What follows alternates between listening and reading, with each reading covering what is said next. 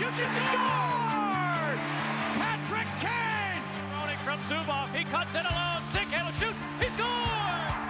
Kane got it back, cuts across the slot, then to the net, shoots, he scores!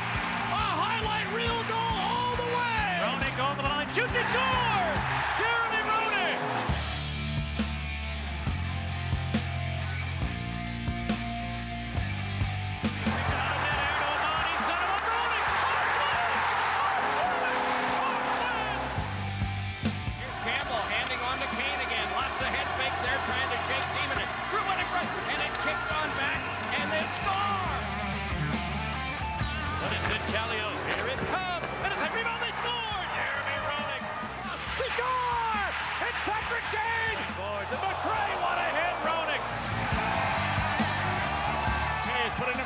Kane with a backhand, he scores! He shoots, he scores! Patrick Kane!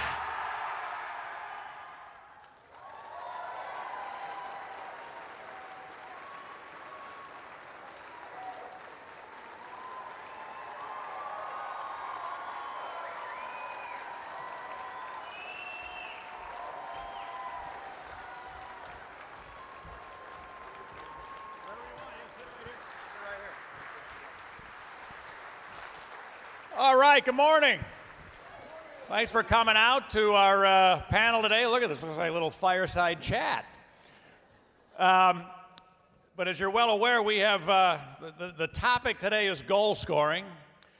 And so I'm not sure why I'm on this panel, but we have two of the top 10 why? Goal Because you scorers. call goals better than anybody in the National Hockey League. That's why. Two of the top 10 scorers in the history of an Original Six franchise are here. I don't think I need to introduce them, but I will, because you can salute them also. Obviously, there's a guy here who was the Rookie of the Year when he showed up. He's been the MVP of the league. He's been the MVP of the playoffs. He's represented his country with great pride, and he wears number 88, Patrick Kane.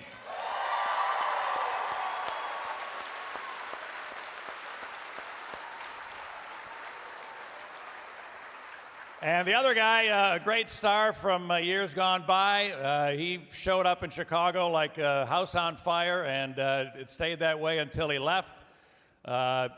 Still one of the great point producers and one of the most physical guys ever of his era. And he hasn't been here before to this event. Welcome back, Jeremy Roenick, to the convention.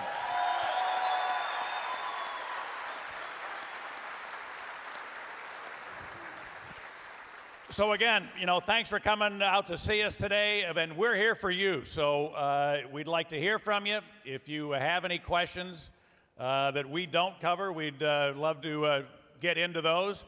And so there's a question booth against one of the walls. Which one? It's wall over there. So if you have a question, please head over there at some point and let them know what you're thinking about, and they'll bring them up to me, and we'll get into it. So goal scoring. What makes a great goal scorer? JR, you played the game for a long time with great success, scored over 500 in the league. I think it was a different time when you played, but when you watch the game now, how do you define a great goal scorer beyond just numbers? Well, I think there's a lot of traits that, especially nowadays, that you have to have. I think number one, you have to have a brain. You have to be able to know where that puck is going. You have to know where to put yourself. And you have to have guts. In today's age, to score the goals, you have to go to what we call the hard areas, the danger areas, the places where it's going to hurt. Very hard to score from way out. You have to get into those high traffic areas and really have the determination to know that you're going to feel some pain in order to score some goals. Unless you're Patrick Kane, you make everybody look crazy and stupid by stick handling through them and putting in the back of the net. Not too many guys in the league have the ability to score goals in all different ways like Patrick does, and he shows it nightly. But back in the late 80s, early 90s, where you had to deal with the hooking and the holding, the clutching, the grabbing with the guys that couldn't skate. Nowadays everybody can skate, but it's still getting to those really high traffic areas and kind of anticipating where that puck is going to go. Obviously having a good shot, an accurate shot helps, but it's if you can't get there, it doesn't matter. What do you say to that, Kaner? I mean, is there a way to define how a guy today can be a great goal scorer? Yeah, I mean, it's one of those things that's, to be honest with you, I think a lot of it has to do with confidence. I mean, you see a lot of players when they kind of get into what you'd like to call the zone, they start feeling it, and then all of a sudden, players become what they like to call streaky, right? So you get on these streaks, and then you're just feeling it, and it seems like you can score every night, which is a tough thing to do in this league. But you look at the great scorers, guys like Ovechkin and Line A and guys like that. It seems like they have their spot on the ice, and they're able to get that puck in the spot, and they know what they're doing when they get it there. So, I mean, how many times have you seen Ovechkin score the one-timer on the offside on the power play? And it seems like, you say, how come you can't defend that? But it's because they have so many other good players that can make plays and pass the puck. And, you leave him open, he's able to score that goal. But, I mean, there's so many, I mean, JR talked about it, going to the dirty areas, the hard areas. You look at guys like Crosby, who's always around the net. He has great hand-eye coordination. He can tip pucks. He can bat pucks out of the air. Another guy I like to watch is Austin Matthews, who's got a really good shot, good feel for the game. Young player that I think he scored 40, and then he had in the upper 30s last year, missing a bunch of games. So guys like that are pretty impressive if you're talking about scoring. But I was watching some YouTube videos of JR the other day. I was trying to look up Jeremy Roenick highlights, and all I could really find was JR dancing. So I watched about 10 minutes of JR dancing and couldn't turn off the computer, and then finally got to the goals. Hey, listen, I couldn't score. I was going to make people laugh. That's okay. And then you realize this guy had 500 goals, 1,200 points, should be in the Hall of Fame, which and he represents not only the NHL, but USA Hockey better than everyone. So, funny story, when I was a kid, I used to go up to my dad's dealership. I'd put all my hockey equipment on, my skate guards.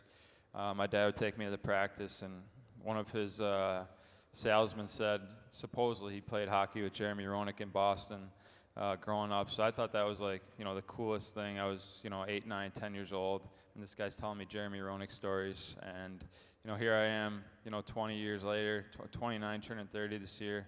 I'm on a panel with the great Pat Foley and one of the greatest players to ever play the game, Jeremy Roenick. So pretty cool for me to be here.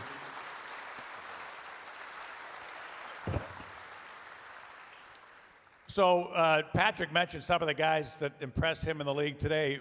Who were the greatest goal scorers, JR, in your time that, really stood out to you? Well, again, the different era, but guys that seem to, every time you played against them, they put the puck in the back of the net. I mean, when you had the opportunity to play against guys like Gretzky and Lemieux, they were such a totally different mentality of goal scorers. The most deadliest shooter and goal scorer I ever seen was Brett Hull.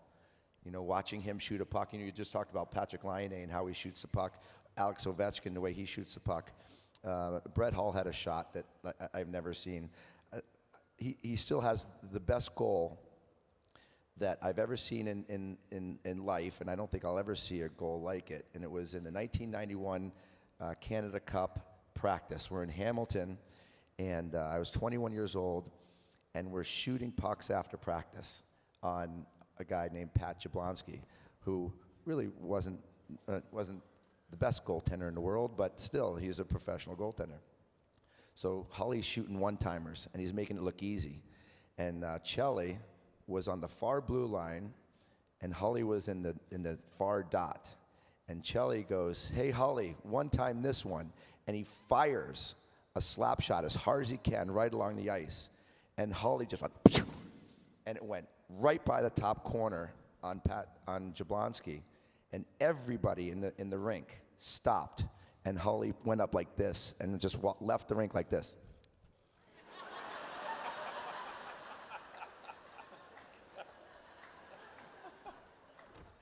It was the best goal I ever seen. It was in practice. Nobody shot the puck like Brett Hull. Yeah, I'll go with that because I watched him too. I mean, in the way the game is now, Kaner, people talk about picking your spot, and you talked about Ovi and some of the great guys who can score now. Do you have time ever to pick your spot, or are you just trying to get it on net somehow, somewhere? Is there enough time to take a look at the goalie and try to, okay, I'm going high glove or something? Yeah, no, that's a good question. I think, like JR said, the game's so fast. It's all about speed now. When you get those chances, I always try to tell myself just to kind of play off your instinct. And one of my instincts, I feel, is just to kind of be patient. And, sometimes you're too patient. But I think when you get that chance and you have time and space to look up and make a shot, you want to do it, obviously, and see what's open. But the game is so quick now to the point where if you're getting passes where you need to one-time it or you need to shoot it quick, you kind of have an awareness in the back of your head at, where you are on the ice and what could potentially be open for that shot, right? So it's, you're getting that puck. Sometimes you don't have time to look up and see where you're at and where the goalie's at. You're just kind of shooting it to an area where you believe is open and could be open because of your awareness. So that's kind of the thought process behind that, I guess. Does any of that awareness come from, I know every game you'll get a scouting report and the other goalie. Does that even enter your mind in the course of action? A little bit. I think a lot of goalies are similar now. A lot of them are so big. They play that butterfly style of hockey to the point where if you're getting a pass on the weak side of the ice and the goalie's sliding over, usually you have like a little bit of space, like a foot off the ice, or in the top part of the net. So I think that about a lot of goalies. Like you said, you get a scouting report every game from our goaltender coach, Jimmy Wade, who comes out and puts the report out there for us to look at and kind of some weak areas, some things to focus on. And then, potentially as you play against goalies for a longer period of time, you realize what some tendencies are, like we've played Jonathan Quick so many times, whether it's been playoff series or in the regular season. You know that he's going to be really aggressive. You're going to have to get the puck up high when you shoot. On one-timers, you're going to have to make a move because he is so fast in the net. So just certain things like that you just kind of know going into games. Yeah, Pat, I look at Patrick the way that he plays the game. And you talk about scoring goals, and it's the one thing about scoring goals too is you have to have that real sense in your mind, that hockey IQ, right? Like Patrick has his favorite spots to shoot, and he knows where the spots are going to be open no matter who's in goal. It's funny because there's 720 guys in the National Hockey League. They all can shoot the puck. They all can bomb the puck. You take the goalie out, they'll hit the net every time. You put the goaltender in, you can put him on the beach, and they'll miss the ocean. It is really an innate ability to have that hockey IQ. That you're a good shooter, but number one, where that net is psychologically. I mean, there's some people that literally that run around and hit everybody. They don't even know there's a net out there, right? And it's true. It's guys like Patrick who, and by the way, and when a couple years ago, I look at Kaner as a guy that can do everything, right? But he seemed to be a pass first guy before a shot first guy, because he's so unselfish and he's a team guy. He scored 46 a couple years ago, because he got that shot first mentality, right? And that's what goal scorers do, and it's that innate ability that very few have to know where that net is, and they know the spots that are going to be open. I mean, how many Showtimes have we seen? Showtimes.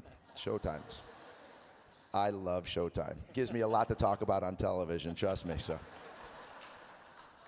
Well, I wanted to ask Kaner about that because, seems clear to me that I think it's fair to say this, particularly when you first came into the league, you're a pass-first guy. So I was curious about two things.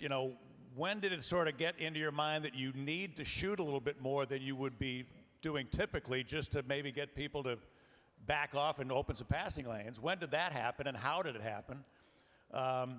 Start with that.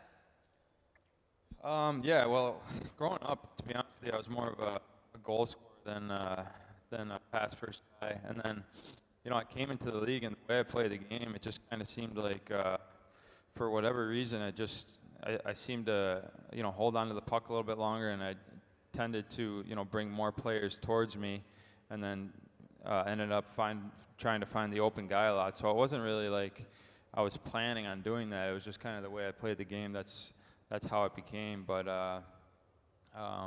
yeah, I mean, as time goes on, you really try to work on your shot. You try to focus on certain things that you need to improve in your game. But I always thought if there was some way I could get to like a 50-50 balance where it was like, shoot first, pass first, whatever you want to say, and add in that type of deception, and then you got the goaltender, the other team, whoever it is out there, thinking a little bit more than they should. So I think that's where I've always tried to get to. And, even last year a little bit, I probably could have shot the puck a little bit more. Sometimes you're making adjustments throughout the game and you're just, maybe thinking a little bit too much. But I think for all the top players in the league, I think it goes back to what I was saying before. It's you have to have that confidence and you have to trust your instincts. The game is so fast now. You have to trust what you're doing out there. So, yeah, I mean, now it's not like I'm out there thinking, okay, I got to pass as much as I got to shoot today. It's, you make the right play at the right time. So, but it was, definitely, 3, 4, 5 years ago, it was definitely something I was working on to try to get to that 50-50 balance. I wonder which gives you more pleasure. Scoring a goal is the greatest thing that a forward can do in the game. Does that give you more joy, or giving a guy a tap in? You're the best passer in the game now. Giving a guy a tap in, what gives you more pleasure?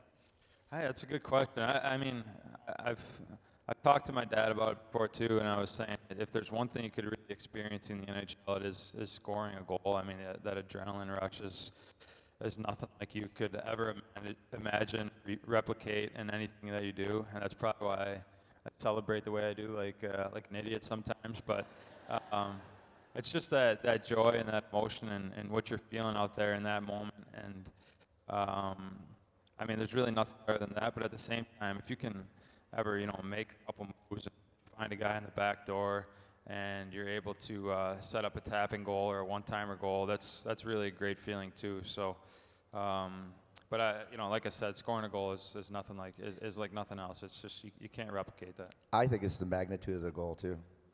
I mean, I don't think Patrick Kane would want to make the pass to win the Stanley Cup in 2010. And he can celebrate all he wants with that goal because that was unbelievable, right? So I actually got a funny story about that. So, scored a goal to win the Stanley Cup. We're all excited. And, of course, I was on the ice with Andrew Ladd and Patrick Sharp. Those are my line mates that game. And if you watch the play, Sharpie's pretty open in the slot. So we're all celebrating after, and Sharpie being the great goal scorer he is, he's so clutch. He scored so many big goals for us. He looks at me, we just won the Stanley Cup, whatever, first time, it was at 49 years. He looks at me and said, hey, I was open in the slot there. And I looked at him, I was like laughing. I thought he was joking around, and he was dead serious. He did that to me a couple times throughout our career here, but yeah, that's Sharpie for you. Actually, speaking of clutch players, I mean, this guy had, what'd you have, 6 goals in 6 Game 7s? That's pretty clutch to me. That's pretty impressive, yeah. Got to give him a hand for that one. JR, do you think it's too bad that you didn't have shootouts when you were playing? I don't know. They're pretty intimidating, man.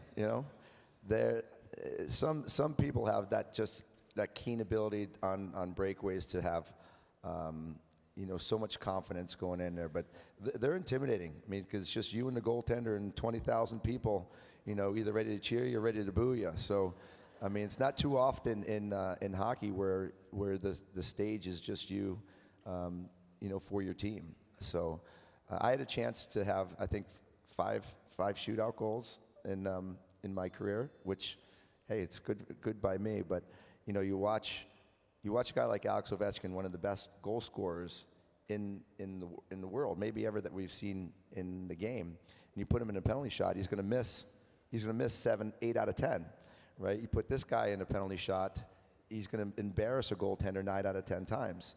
You know, it's just it's a very interesting situation to be put in. No, I'm glad there was no shootouts when I played. I was perfectly happy going to overtime, and at the time finishing in a tie. You know, finishing ties when we had. I mean, I still think that ties are like kissing your sister. I like the overtimes. You know, you get nothing out of it really. So, you guys understand that. All you kids will learn sooner or later. Yeah, it's. I like shootouts, but I like watching them. I like watching these guys do it more than I did it myself. Well, let's, JR, talking about potential nerves in a shootout. I think we have a highlight to show you of an extremely nervous Patrick Kane in a shootout. Let's see what he did here in Minnesota. This is stupid. Count every move.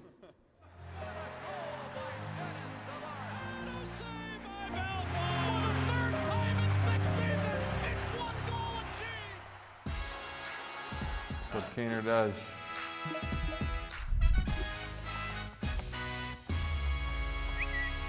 He scored a bunch of pretty goals. That's one of the nicest that we've seen. As far as I know, he's the first one to do that. So it was just, you know, something I was fooling around with, like kind of just go down there and stop, but still be moving enough to be kind of in that forward progression. And just, I remember doing it in practice. I would just kind of stick handle until the goalie moved. So before I went out there, I was actually standing next to Jamal Mayers, and he told me I should do it. It was kind of like a different move at the time, right? It might have challenged him, saying like, you won't try that, you know, stop in front of him and just stick handle. He won't know what you're doing. So he took me up on it and took it to another level, like he usually does, and made Backstrom, I believe it was, look foolish. He's done it 8 times before. My goodness, that's it! I remember it being like a wow moment because to that point, we hadn't seen that type of move. Now you see guys come in, slow down, do a bunch of moves. But Kaner, like that was the first time we saw that. To his credit, you see a lot of guys around the league kind of, you know, putting the brakes on and trying to fool the goaltender a little bit with their timing. You see things in the game that he tries out there that other people now mimic years later. You know, it takes a lot of guts to do these things, be the first one to do it. Kaner's always thinking of ways to get better on the ice, and that's what I admire about him as a player. To bring out that move, I think it definitely upped my shootout game a little bit, and was a move I could kind of go to in the future too. He scores! And the shootout slowing up. He scores! Score! He scores!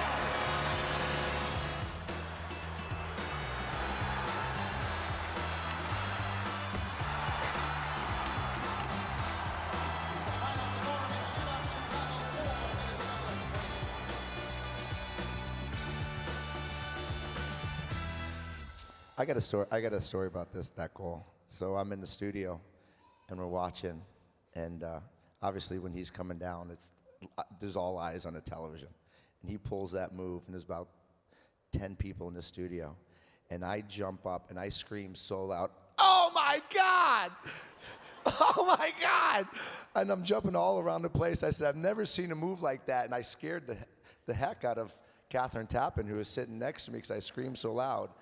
But when you can have someone who played in the league for 20 years and still somebody bring you out of your seat like that with such emotion, that shows you how good of a goal it was. And if you notice the goaltender that was in there, Backstrom, you also notice he's not in the league anymore.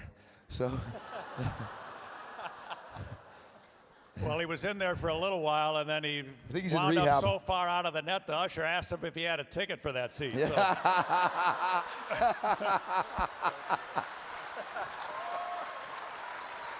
Did you plan that joke, or was that? No, that's ad-lib. That's what we do. We ad-lib.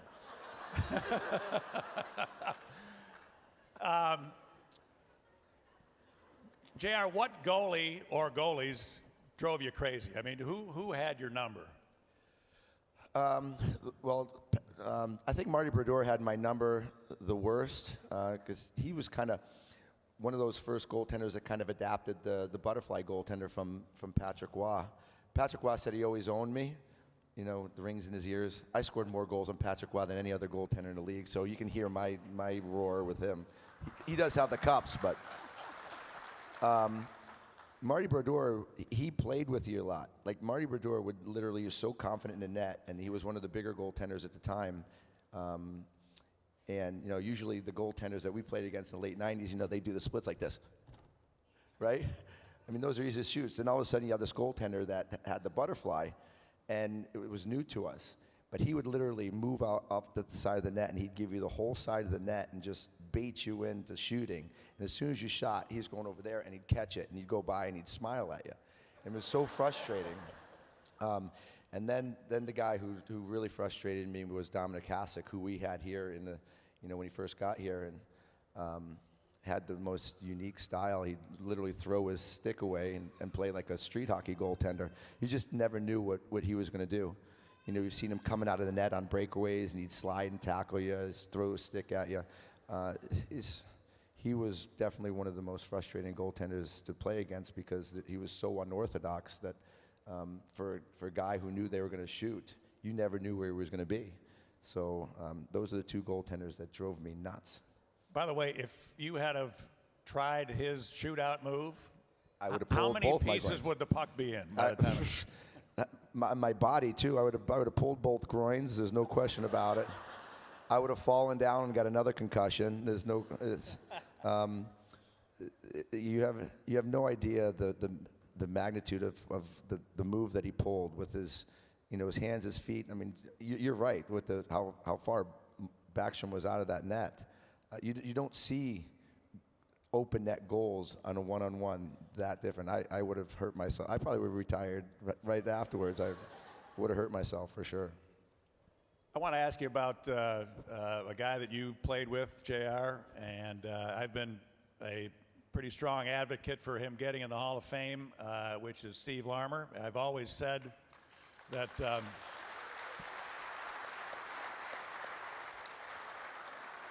in my humble opinion, he's the best two-way winger I've ever seen come through here, and I think he should have been in the Hall of Fame a while ago. You were a teammate. Talk about him. Yeah, he's there's 3 or 4 guys in my life that have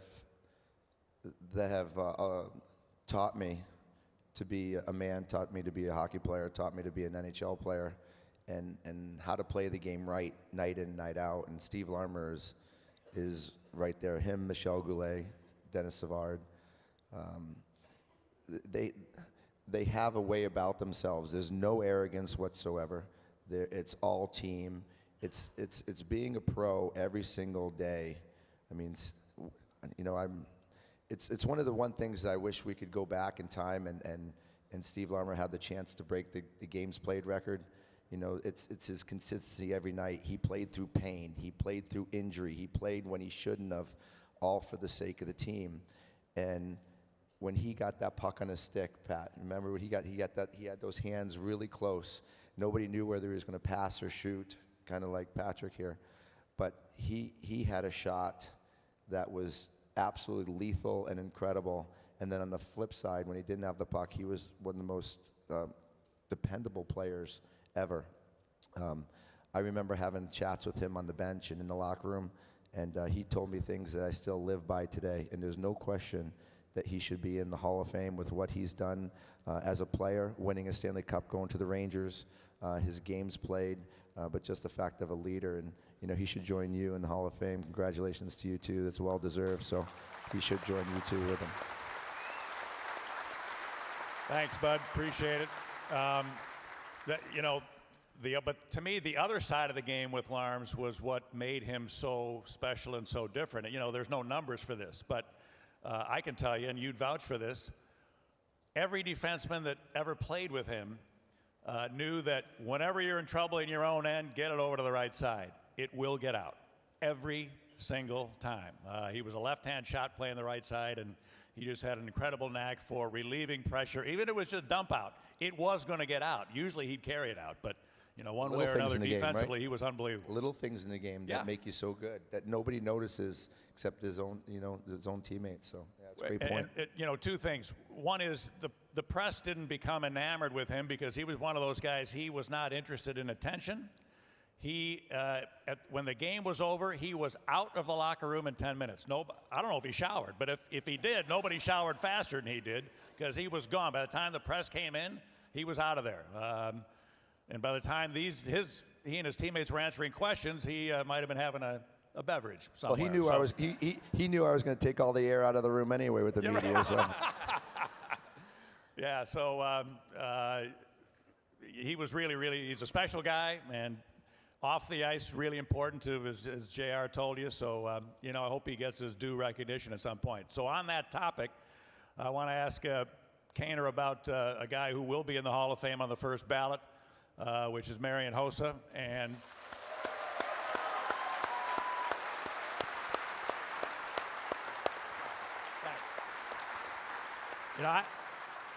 I think it is hard to overstate how big that loss was for this team and this franchise. Special guy, obviously a special hockey player. And I've always thought that you learned a lot being a teammate. Can you talk to us a little bit about Hoss? Yeah, not only a teammate, but I sat next to him in the locker room for maybe the last 7 or 8 years that he was here. And he's just, he's an unbelievable human being. I think everyone knows that. But I think just the joy he had coming to the rink every day, and not just even playing hockey, just being around the guys and laughing every day and enjoying that part of it is something that I really missed, especially last year having him around, and I know the team missed as well. But yeah, I mean, what were we me and Johnny were in our second or third year when he came over, and we just made that run to the conference finals there, and he came over and he really just he got us over that hump. That was such a great signing by the Blackhawks to bring him in on that contract. And, I know he had the shoulder surgery that first year, and then he came back and kind of helped lead us to a Stanley Cup. It was so cool because he was in the finals the 2 years previous with Pittsburgh and Detroit, came over to our team and ended up winning that third year in a row that he was in the finals.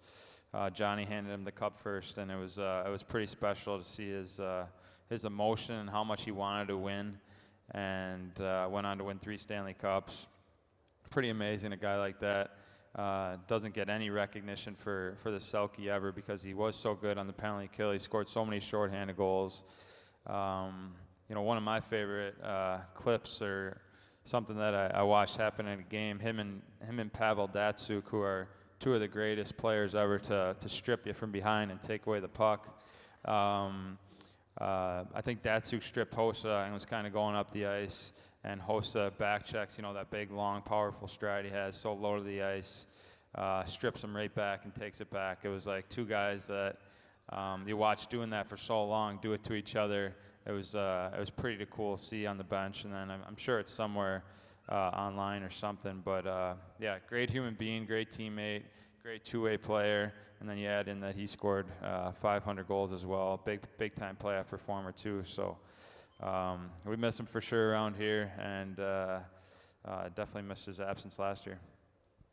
What did he teach you about the game defensively? I mean, you've always, the offense is you're so brilliant at it, but there are 2 sides to the game, and I think you're way better defensively now than you were in the first part of your career, and I think in the first part of your career, I'm not sure you ever met any of your goalies, did you? Or, okay. Anyway, sorry. What did he teach on that back half of the ice? I just stayed at the red line was my line. I didn't go past that. No, I think the one thing is, you talk about two-way players and you think how good they are defensively. The thing that he did so well is he would come back on defense, he would strip that puck, and he would turn that into offense going the other way, So it's like the more effort you put into that defensive part of the game, you're going to get more opportunity and more chances, going the other way. Now it's like, I think you see guys like Schmaltz do it a lot. I've tried to add it more into my game where you just kind of like, you try to not let that guy skating with the puck know that you're behind him, and you just kind of follow him and try and be real quiet, and then when that moment's there, you can just lift his stick real quick and strip it and go the other way and maybe get an odd man break or turn it into some type of rush or offense. So I think that's the thing he really taught me was, the more you're focused on and dependable defensively, you're going to have the puck more, and it's going to be better for your offensive game. JR, let's go back to for a minute to 19. I think it was 92. The Blackhawks really was an amazing playoff run because they got to the Stanley Cup Finals. But at the start of the playoffs, if you remember round one, Blackhawks played the St. Louis Blues, and Dale and I were watching this series, and both teams had sort of underachieved during the regular season. And we were pretty sure whichever team lost that series, the coach was going to get fired. Brian Sutter's coaching in St. Louis. Mike Keenan is coaching here. And you guys are losing. You're down in the series 2-1. 1-3 in a row. Sutter gets fired. 1-4 in a row, 1-4 in a row. Get to the finals. That was a record-setting run. 11 straight wins in the playoffs. No team had ever done it before. And you get all the way to the Stanley Cup Finals against Pittsburgh. And I don't know how deep you want to go there, because I know this has to be a painful memory, but you're leading in game 1 by 2 or 3, and they come back and get you. Jágr scored a highlight film goal. You lose game 2 because, in my opinion, your coach quit on you, and he benched you and Larmer, and all of a sudden Stu Grimson and Mike Peluso are playing all night. Yeah, we're going to wear them down. Well, lose game 2. Come back in game 3. Now you're still in the series. You got a shot. Hold serve on home ice. Game 3, a 1-0 Pittsburgh win on a shot from the point. There was a double deflection that went in by Eddie. Only goal of the game. And then game 4 is a shootout, and they got you. But take me back to that time. Yeah, it was pretty unbelievable. And when you win 11 in a row, obviously everything has got to go right. Everybody's got to be pulling the same way. We had a team that we felt we were invincible, especially when you get on that run. As soon as we tied it up in St. Louis, we felt like we had a new rebirth. Like no one was gonna stop us now. Ran through Detroit, ran through Edmonton, and then I think what really happened when we were up 5-3 against Pittsburgh, I think we really got ahead of ourselves. Really started looking like we've already won it, and all of a sudden, and then I've seen it too many times where Jágr undressed our whole team twice and scored that backhanded goal on Eddie, and all of a sudden, we cramped up a little bit. Mario scored from behind the net off of Eddie's leg to tie it up, and then won it 6-5. But something happened in game 4 that is, I'll always take with me, and we talk about leaders, we talk about captains. We were down 3-1 going into game 4 of the final game, and you talk about putting yourself in front of everybody and putting your neck on the line and being a captain. Dirk Graham did something that I'll never, ever forget, and I've told this story a lot of times. He stood up in front of the whole team about 2 minutes before we were getting ready to go out on the ice. And, Dirk can at times be fiery, but he's always, that when he speaks, everybody's eyes are on him. And he said, guys, tonight I'm going to play the best game that I've ever played.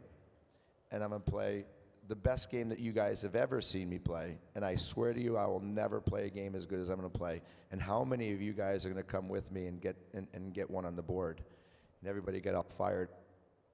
But Dirk goes out in the first period, scores a hat trick in the first period after standing up in front of his guys and making a solemn vow to his guys that he was going to play the best game ever. And that stuck with me my whole career, and I still at 48 years old tell that story, and I tell it to kids because sometimes you can't be afraid to put yourself out front, because sometimes you're going to succeed, sometimes you're going to fail, but it's the fact of making that commitment to somebody. And Dirk Graham was one of the best captains that I've ever had to play under, and he taught me a valuable lesson in those 92 playoffs. As bad as it was, I brought a lot out of it. It's such a cool story. He's a cool guy.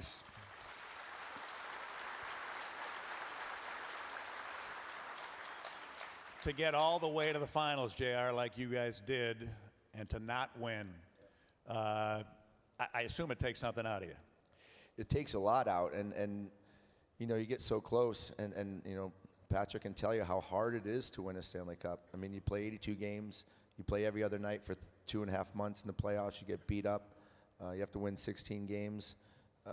It was funny because after another story from 92, before we were going into game we talk about Steve Larmer.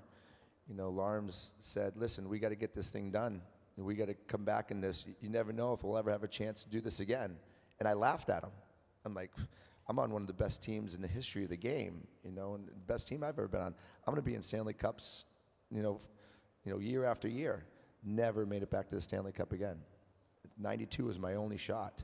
So, when you listen to your, to the veterans, when they tell you something, they say it because they know. Larms, made one, and he won the second one. But it's pretty unbelievable to sit back and watch what happens when Patrick scored that goal in 2010, and I saw him running up the ice, and he was the only person and me that knew that puck went in. I kind of wonder what it was like with everybody. You're trying to convince everybody that you just won the Stanley Cup. What? We just won? What happened? Is that puck in the net? It was funny. I've had bad dreams where that goal doesn't go in, and I'm running down the ice, throwing my gear off, come back and lose in Game 7. It's like, thank God it happened. Thank God.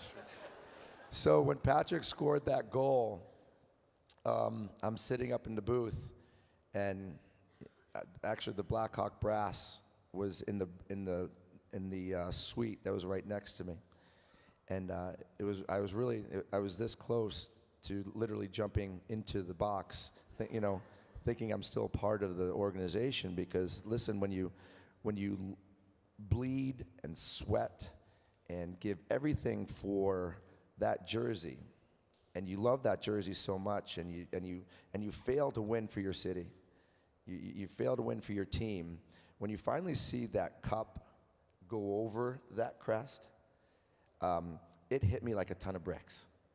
And I didn't expect that, but it took me back to my playing days. It took me back to what we went through in those days, and as you know, I lost it on television and took a lot of heat for it, but I could care less, because the feelings that were going through me when I saw the best logo in sports raise that cup,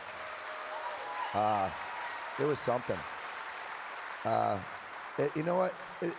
I kind of, even though I wasn't a part of it, I kind of felt a part of it, because as the building comes, the organization grows, and it grows because of the contributions that you made. So even just a little sliver, I'll take, to see that cup being, and then they just did it 2 more times. So it's just a great 5 years to go through. But yeah, it's a special thing. All right, well, listen, you've talked a lot with a lot of emotion about the Chicago Blackhawks, where you started your career. You didn't finish it here. I'm going to ask you a hard one. Did you make a mistake? Absolutely. There's no question you have to take accountability. And I had this conversation. I've had it for years and years and years with people. And you look back and you want to change things, or you do things differently. In 1996, I was, in my head, I was above the game. I was above the world, scoring 50 goals, scoring 100 points, get caught in that invincible mentality.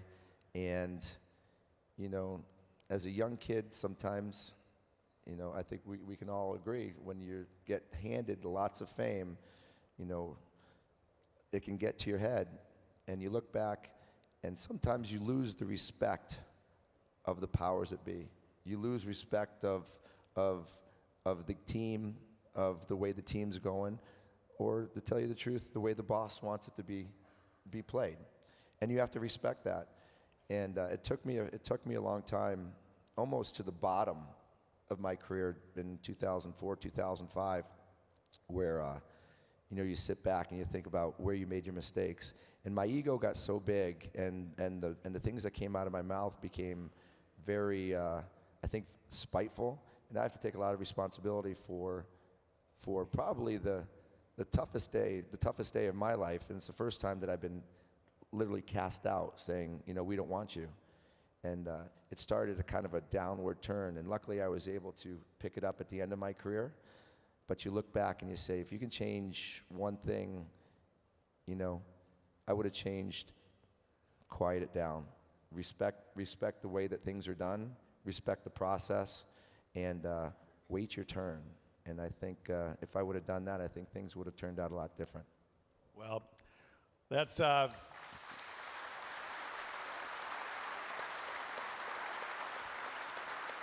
I'll tell you, I appreciate hearing that. I think everybody out here appreciates hearing that, and good for you. I mean, you know, time yields a little perspective sometimes, and so we'll look forward to seeing you in front of a camera again. And listen, thanks a million for coming out.